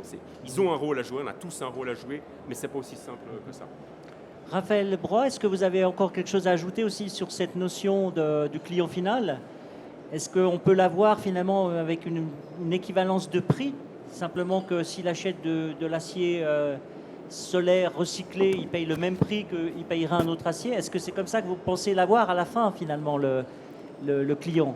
Oui, alors l'aspect économique est un aspect très important. Chez Panatter, nous avons des clients assez jeunes, donc on touche vraiment les millennials, c'est vraiment eux qui nous ont portés sur ce projet d'éco-responsabilité et c'est sûr que c'est grâce à ces millennials que nous avons taillé notre modèle d'affaires. Nous n'aurions pas été sur un marché traditionnel avec un discours comme celui que j'essaie de vous tenir aujourd'hui. Il y a une prise de conscience sur ces nouvelles générations qui arrivent. C'est nos clients de demain. Il faut qu'on s'en occupe vraiment. C'est ma conviction.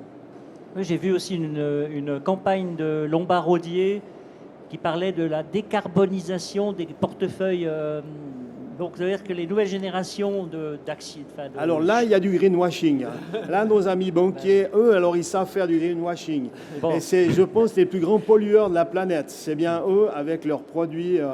Alors, je ne vais pas commencer dans ce débat, mais... mais ça, je sens qu'il faut proposer aux organisateurs du salon un autre débat, oui. Et une suite. Ou inviter un banquier. Hein, et inviter un banquier. Oui, ça serait très intéressant, là. Diana Cuelos, oui. Oui, il y a 2 ans en arrière, je crois, la FHH, elle avait fait une étude avec les millennials, en faisant participer à une enquête, les millennials, sur les montres suisses et leurs expectatives par rapport à la montre suisse, le Swiss Made.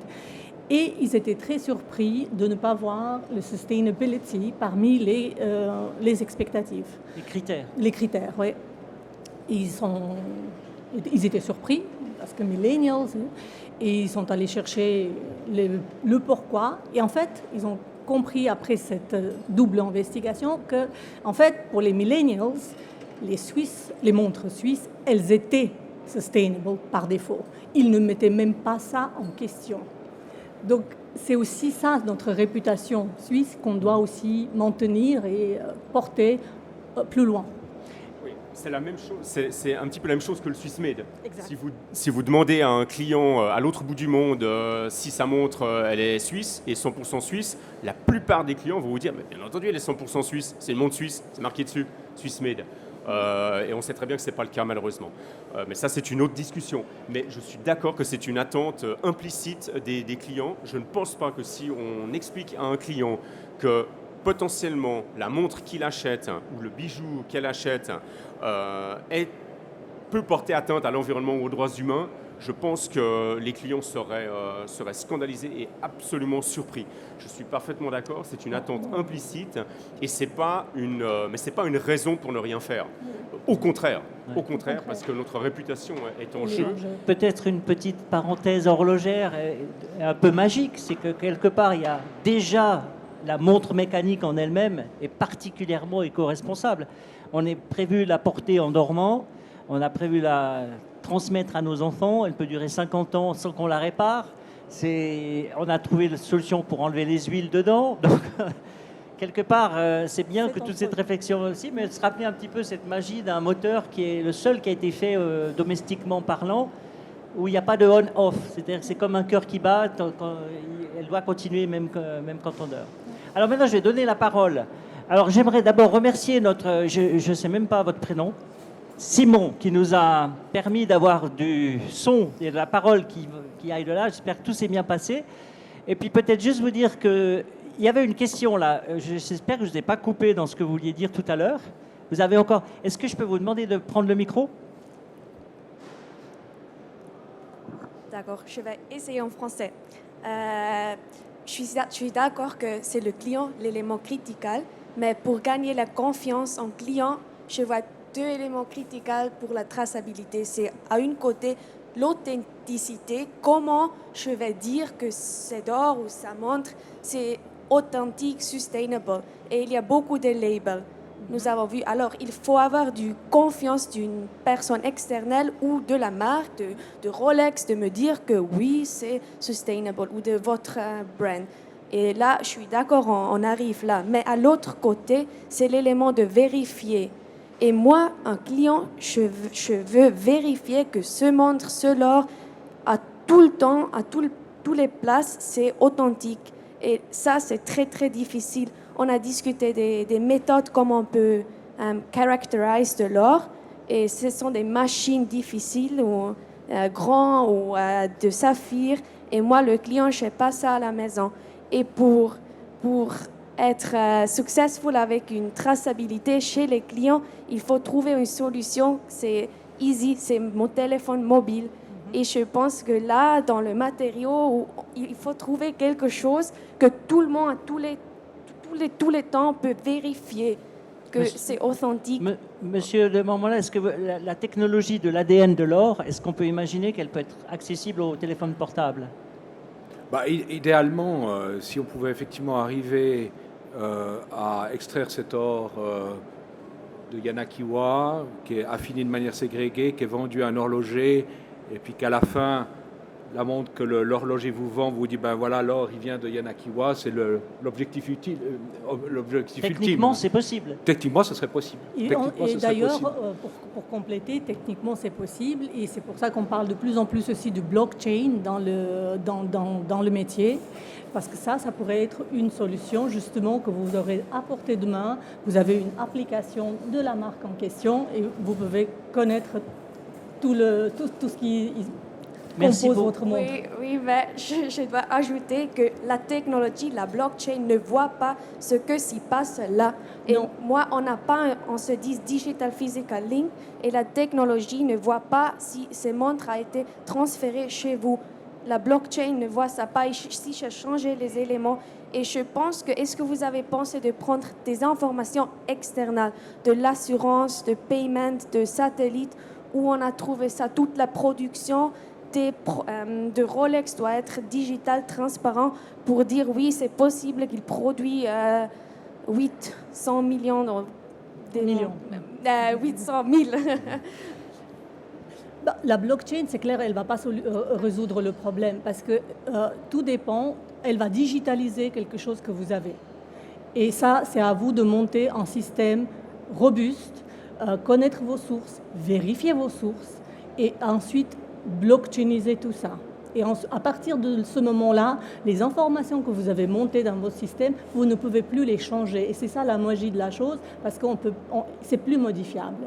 Mais c'est clair que la question, on dit souvent dans garbage in, garbage out. Donc il faut vraiment s'assurer de ce qu'on met dedans. En tout cas, on a une voix de la consommateur final là, qui s'exprime. Oui, Didier Terola, pour les répondre. Pour rebondir sur ce sujet, il est clair que la vérification, l'assurance et la vérification, en tout cas en ce qui concerne le RJC, vient des audits qui sont réalisés pour se certifier. Se certifier pour le RJC, contrairement à d'autres labels dans d'autres domaines, ce n'est pas un formulaire qu'on remplit. Bien entendu, il y a un questionnaire et il y a des exigences à remplir. Ces exigences, elles sont validées par un audit externe. Alors évidemment, vous allez me dire, c'est qu'un audit. L'auditeur, il n'est pas là 365 jours dans l'année. Il vient une fois, on prend rendez-vous, on lui explique ce qu'on fait, de quelle manière on répond aux exigences, on prouve ce qu'on dit. Ça reste une photo à un moment donné. Sauf que cet audit, dans le cadre du RJC, il est répété tous les 3 ans et que l'idée générale, puisque le RJC a commencé avec 14 membres à l'époque, il y a maintenant un peu plus de 15 ans, l'idée générale est que finalement, avec le temps, et c'est ce qui est en train de se passer, pas assez vite évidemment, mais c'est ce qui est en train de se passer, ça remonte. Et vous avez à la fois des marques, vous avez tous les affineurs en Suisse, pas partout. D'ailleurs, il faut quand même le relever. Il y a des régions sur lesquelles peut-être il vaut mieux éviter d'aller s'approvisionner en or.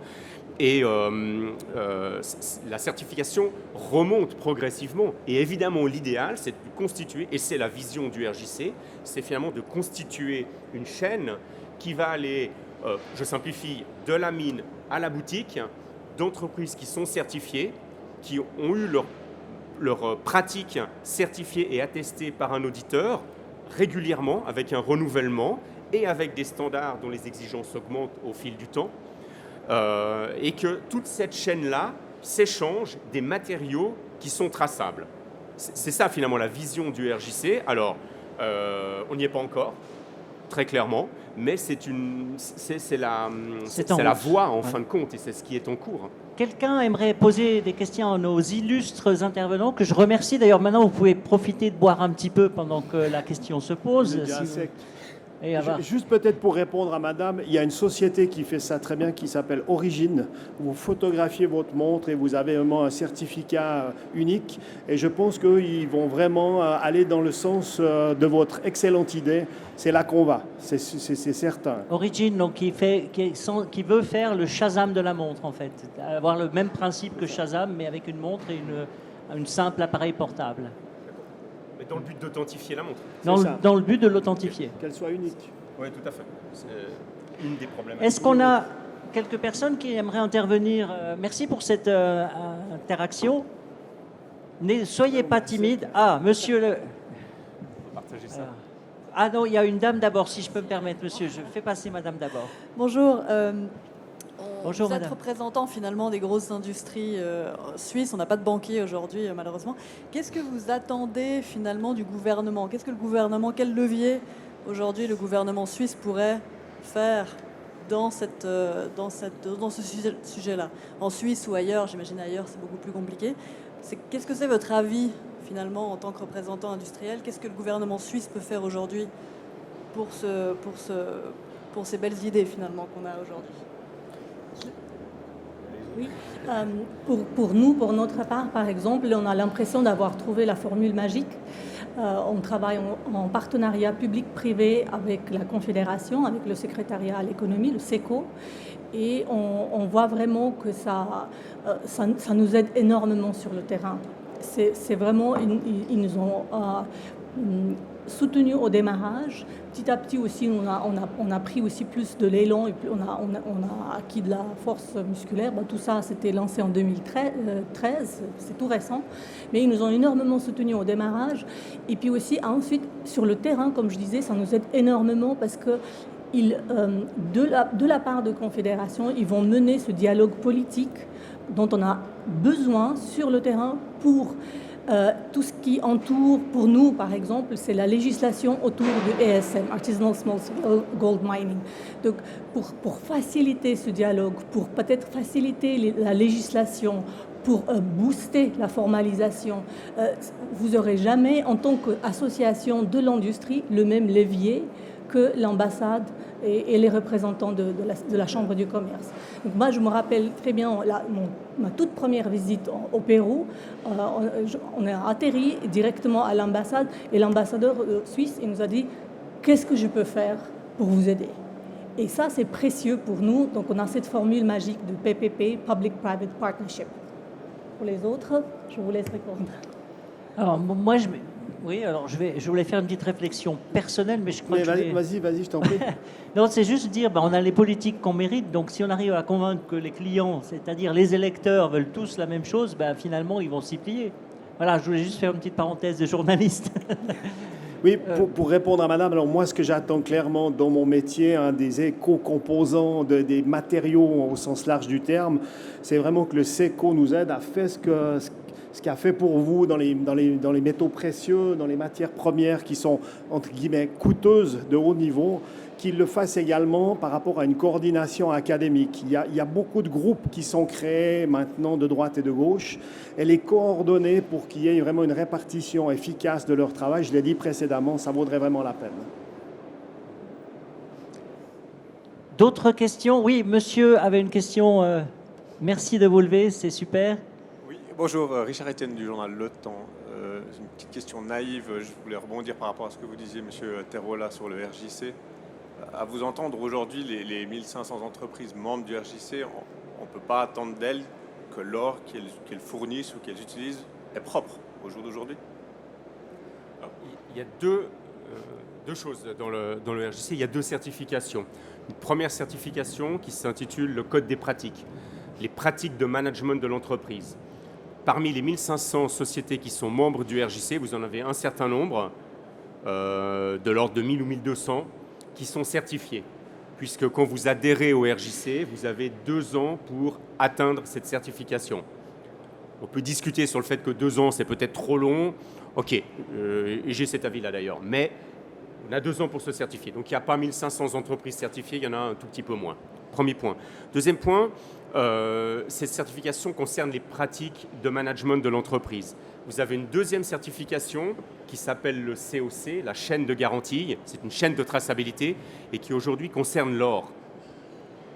Et l'objectif, c'est d'avoir une chaîne avec différents acteurs, idéalement des mines, des affineurs, des fabricants de composants, horlogers, des fabricants de produits horlogers et joailliers, et ensuite des commerçants, des détaillants, qui vont tous se certifier selon ces 2 normes, à la fois les pratiques de management et la traçabilité des métaux, pour proposer à la fin au client final des produits qu'on peut qualifier de responsables.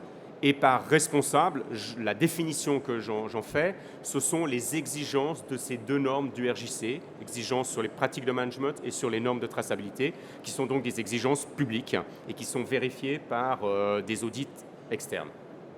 Alors j'espère que ça répond à la question. Quelqu'un voulait...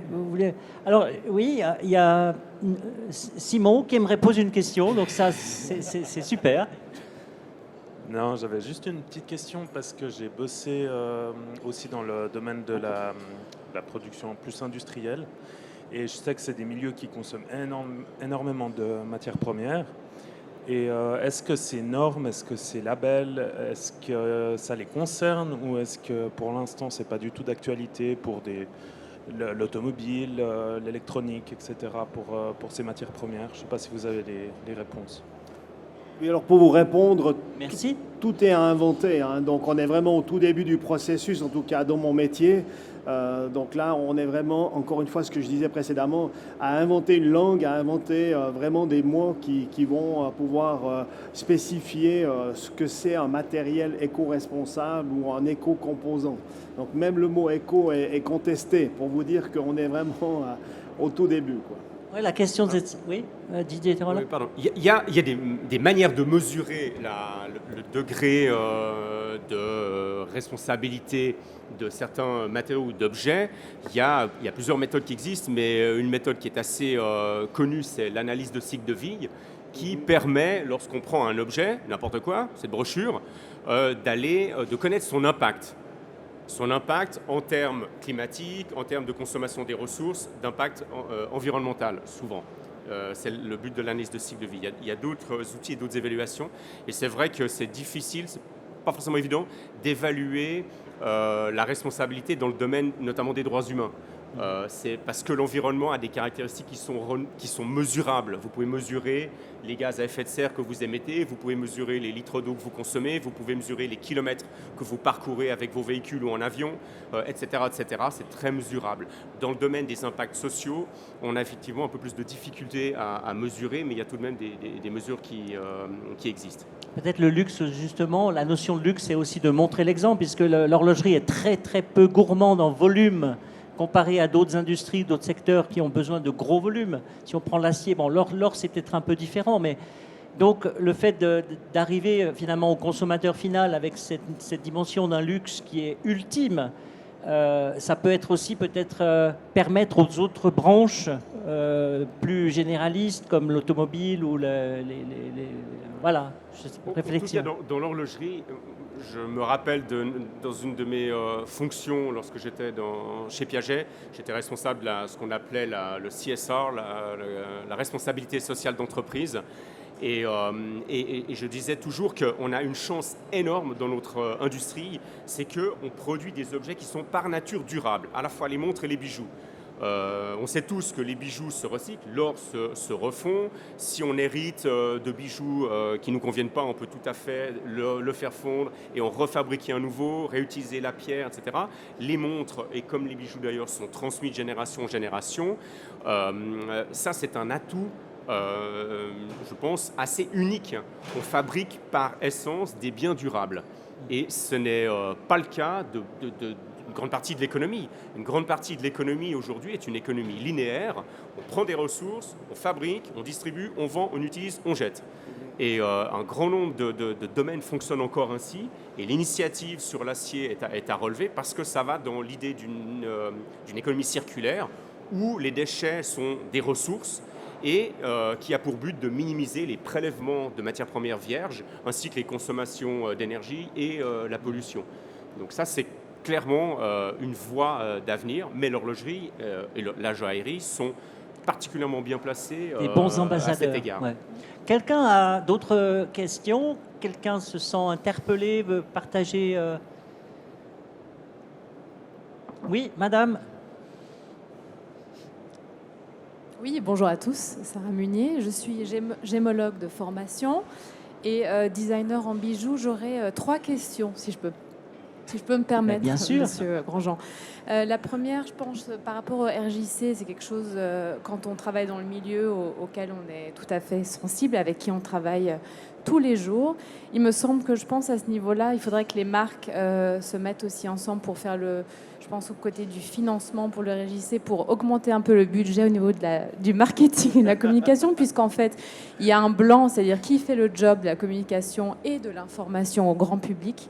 Et je pense qu'en fait, si on demande à nos fournisseurs d'être membres RJC, il faudrait réfléchir aussi à ce que les marques, en fait, reversent peut-être une partie de leurs bénéfices à cet effort de communication globale.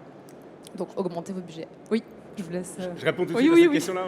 On fait les deux. Vous avez parfaitement raison. Alors aujourd'hui, les marques et tous les membres du RJC, pas seulement les marques, mais les fournisseurs qui sont certifiés, dont certains sont probablement présents dans cette salle, cotisent, c'est-à-dire payent une cotisation au RJC. La question, c'est est-elle suffisante ou pas? J'ai mon opinion personnelle là-dessus. Peut-être qu'on pourra faire un peu mieux ou un peu plus. Mais en tous les cas, ça existe. C'est un premier point. Deuxième point très important sur la communication. Il y a plusieurs années, j'avais initié au RJC, lorsque j'étais vice-président, le fait que j'ai fait le constat suivant que vous avez fait, qui est que le RJC n'a pas le budget pour communiquer auprès des clients finaux. Le budget du RJC, pour vous donner un ordre de grandeur, c'est peut-être 2 millions de francs suisses pour l'année, pour 20 personnes dans le monde. Le budget, je vous laisse imaginer le budget marketing de LVMH ou du groupe Richemont. C'est des milliards.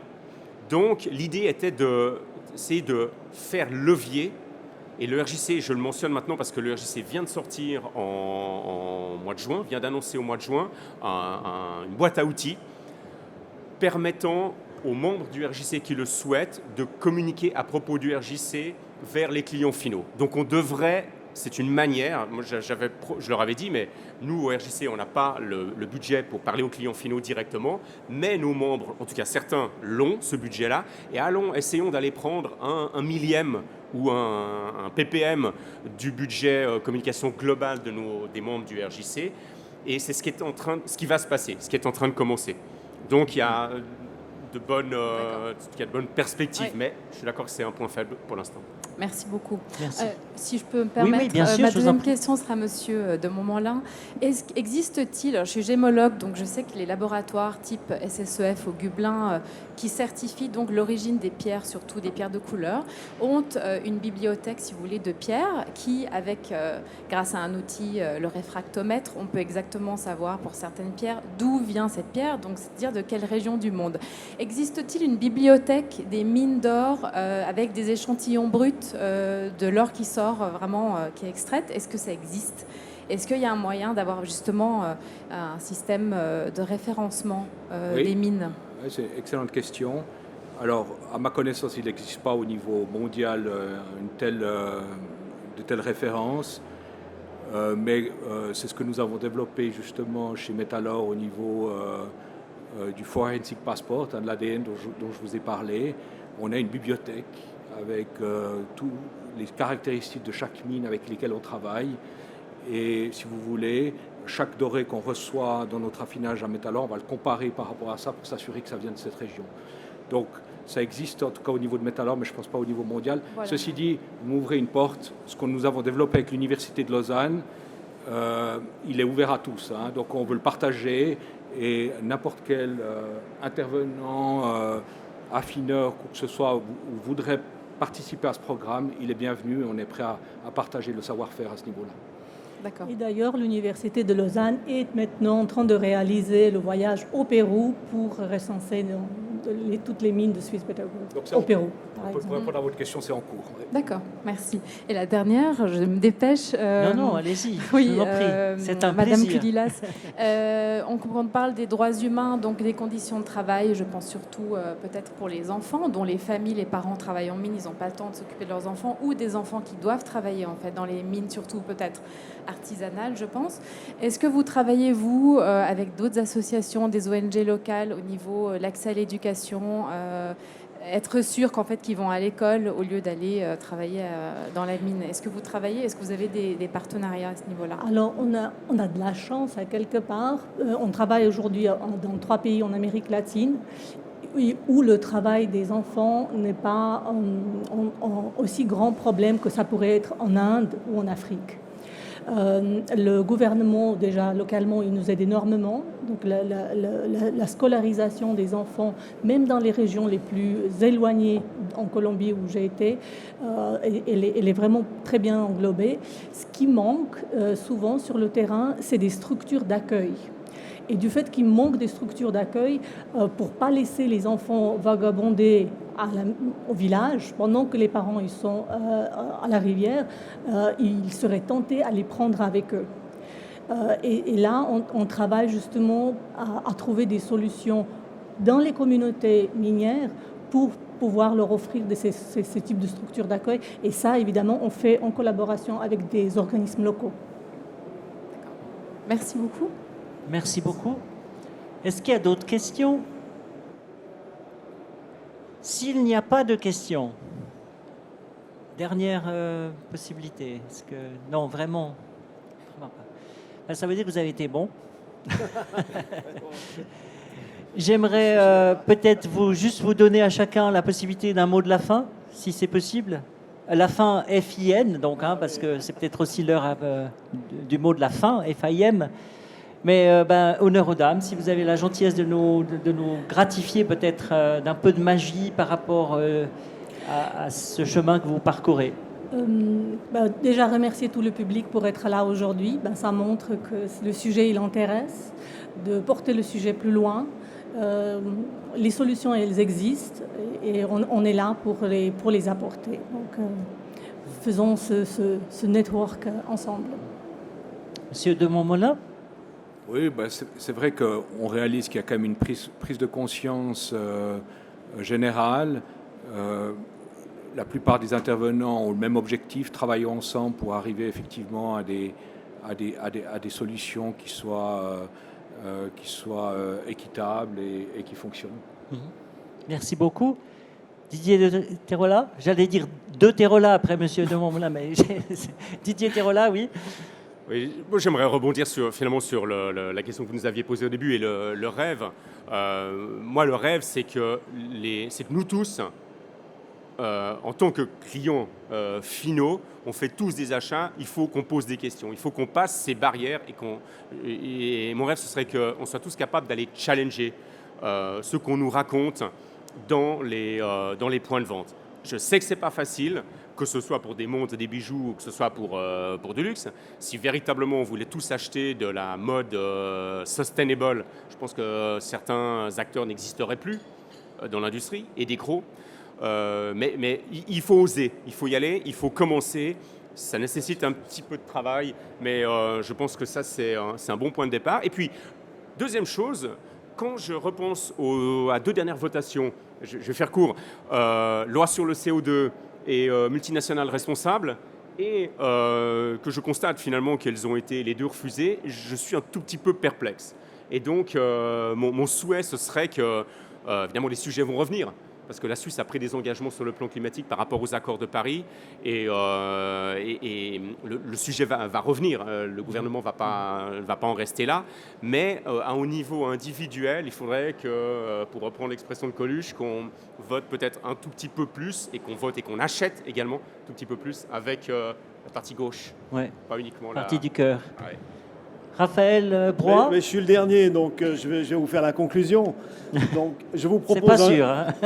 Ouais, je vais te laisser ça pour toi, Joël. Moi, je vous propose simplement un slogan, devenons tous des possibilistes. Merci beaucoup. J'ai pas grand-chose à ajouter, en fait. J'aurais eu envie de vous lire une petite parole biblique, parce que je me dis que toutes ces réflexions, finalement, devraient nous amener dans un étage un peu supérieur à nos vies humaines et peut-être dans un domaine presque un peu spirituel, c'est-à-dire d'avoir cette volonté d'aller de l'avant et de participer à cette conscience. Et j'aimerais surtout remercier à tous ceux qui sont venus, toutes celles et ceux qui sont restés à entendre ces choses incroyables, et puis savoir que c'est un début, j'imagine.